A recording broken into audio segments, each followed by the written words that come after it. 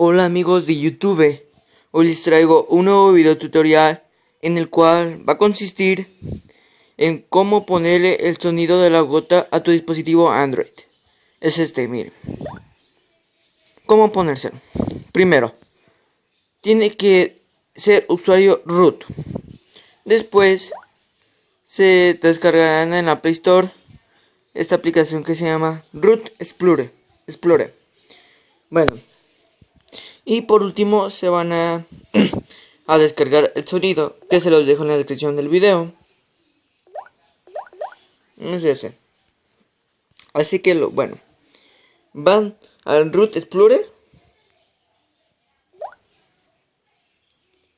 y copian, se van ahí a SD card y se van a copiar el sonido. Le van a dar a copiar, yo no lo hago porque yo lo tengo. Así que se van a ir luego a la carpeta System.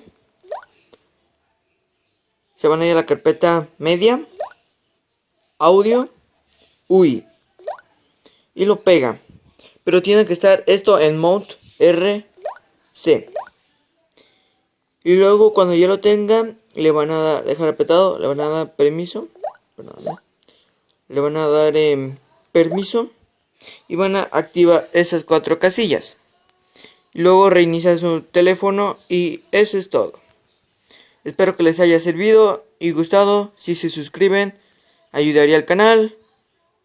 Y pues nos vemos en el siguiente video tutorial. Adiós.